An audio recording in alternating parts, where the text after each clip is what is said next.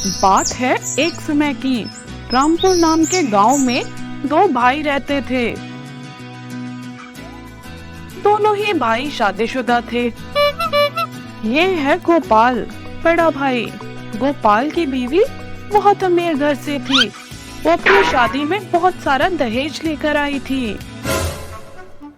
वहीं दूसरी तरफ ये है श्याम। ये था गरीब। श्याम के पास ना तो अच्छी नौकरी थी और ना ही पैसा। उसकी बीवी भी गरीब घर से ही थी। श्याम और उसकी बीवी अपनी माँ की पूरे दिन सेवा करते थे, पर तब भी उसकी माँ श्याम की बीवी को डांटती रहती थी, उसे परेशान करती थी और श्याम को भी बिल्कुल पसंद नहीं करती थी। वहीं दूसरी तरफ वो गोपाल और उसकी बीवी को बहुत प्यार से रखती थी। भाई रखेगी क्यों नहीं, दहेज तो गोपाल की बीवी ही लाई थी और सास को था पैसों से प्यार। एक कामचोर, इधर आ, अपनी भाभी और मेरे लिए चल चाय लेकर आ जल्दी। जब देखो तब आराम करती है, काम नहीं करती बिल्कुल। अगर इस घर में रहना है तो काम तो करना पड़ेगा, नहीं तो वापस मायके भेज दूंगी, फिर सड़ी हो वहीं। माँ जी वो आज थोड़ी तबीयत ठीक नहीं थी मेरी, मैं अभी जाती हूँ चाय बनाने। वो खराब तबीयत में भी काम कर रही थी। वहीं दूसरी तरफ सास और बहू मस्त मजे कर रहे थे, हंस रहे थे। तभी शाम की बीवी लाती है चाय दोनों के लिए, पर तभी तबीयत खराब होने की वजह से उसका पैर फिसल जाता है और वो चाय गिर जाती है सास पर। ओह बदतमीज, ये तूने क्या किया? ओह मैंने जानकर नहीं किया, मुझसे गलती से हुआ है, मुझे माफ कर दो, मैं अभी आपकी साड़ी धो देती हूँ। हाँ माँ, इसका ये हमेशा का है, ये सारा काम खराब करती है। हाँ तू सही बोल रही है बहू। भाभी मुझे माफ कर दो। ये नाटक किसी और को करके दिखाई हो? मुझे तुझ जैसे गरीबों का अच्छे से पता है।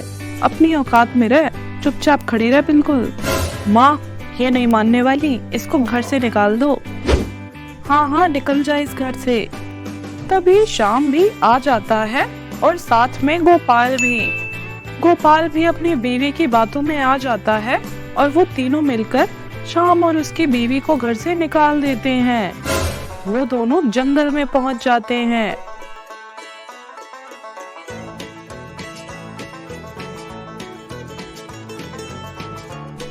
और थक कर एक पेड़ के नीचे बैठ जाते हैं। अब हम कहाँ जाएंगे? हम पर ना तो पैसे हैं ना घर, क्या होगा हमारा? मुझे तो कुछ समझ नहीं आ रहा। अरे तुम रो मत, परेशान मत हो, मैं कुछ कर लूंगा, लेकिन तुम्हें परेशान नहीं होने दूंगा। उनकी बात सुनकर वहाँ पर एक बहुत बूढ़ी औरत आती है। बेटा कुछ दे दो मुझे, कई दिन से कुछ नहीं खाया है। माताजी हम पर इस एक सेब के अलावा कुछ भी नहीं है, आप यही खा लीजिए। वो बूढ़ी औरत वो ले लेती है और उसके बाद वो बदल जाती है एक परी में, एक जादुई परी। वो दोनों ये देखकर हैरान हो जाते हैं। मैं तुम दोनों से खुश हुई, तुमने मेरी मदद करी, बदले में अब मैं तुम्हारी मदद करूंगी। वो उनका एक जादुई घर बना देती है बहुत सुंदर सा, और वो उनको जादुई बीज भी देती है। तुम इन बीजों को उगाओ और जो खेत में उगे उसे बेचकर आराम से रहो यहाँ। वो दोनों बहुत खुश हो जाते हैं। उनके पास अब घर भी था और खाने को अनाज भी। ऐसे ही कुछ दिन निकलते हैं और वो दोनों बहुत अमीर हो जाते हैं। और दूसरी तरफ गोपाल की बीवी बहुत ही ज्यादा घमंडी और अकड़ू थी।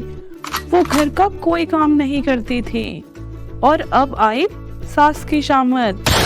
बड़ी बहू सारा काम अपनी सास से कराती, क्योंकि पहले तो सारा काम शाम की बीवी करती थी, अब तो सब सास को ही करना पड़ रहा था, झाड़ू पोछा खाना सब कुछ। और उसके बाद भी जब बहू का मन ना बढ़ता तो वो ताने भी मारती अपनी सास को। एक दिन उसकी सास बहुत बीमार हो जाती है और उसका डॉक्टर का और दवाई का खर्चा बचाने के लिए उसकी बड़ी बहू से भी घर से निकाल देती है। निकल जाओ मेरे घर से, यहाँ कोई जगह नहीं है अब फालतू लोगों के लिए। बेचारी बूढ़ी माँ भी जंगल की तरफ चली जाती है। चलते चलते उसको बहुत भूख लगती है। उसको एक घर नजर आता है। वो वहां जाती है। उसमें से निकलता है उसका बेटा। वो अपने बेटे को देखकर रोने लगती है। बेटा, मुझे माफ कर दे। कोई बात नहीं माँ, आप अंदर आओ। वो उसको अंदर ले जाता है और तभी आती है उसकी बीवी। अरे माँ जी, आप आइए आइए, आप यहाँ बैठिए। वो फटाफट जाती है और उसके लिए बहुत स्वादिष्ट खाना बना कर लाती है। माँ, आपको तो बहुत तेज बुखार भी है। मैं अभी डॉक्टर को फोन करता हूँ। यहीं आ जाएगा डॉक्टर। उसकी माँ को अपनी गलती का एहसास होता है। मैंने तुम दोनों के साथ बहुत गलत करा, पर तब भी तुम मेरी इतनी सेवा कर रहे हो। मुझे माफ कर दो प्लीज। अरे अरे माँ, कैसी बात कर रहे हो? हम आपसे कभी नाराज थे ही नहीं। ये आपका ही घर है, आप हमारे साथ रहो। और उसके बाद वो तीनों खुशी खुशी रहने लगते हैं। तो दोस्तों, कैसी लगी आपको हमारी आज की ये कहानी? हमें कमेंट्स में बताइए। और ऐसी ही मजेदार कहानियाँ रोज देखने के लिए जल्दी से चैनल को सब्सक्राइब कर लें। मिलते हैं आपसे एक नई कहानी के साथ।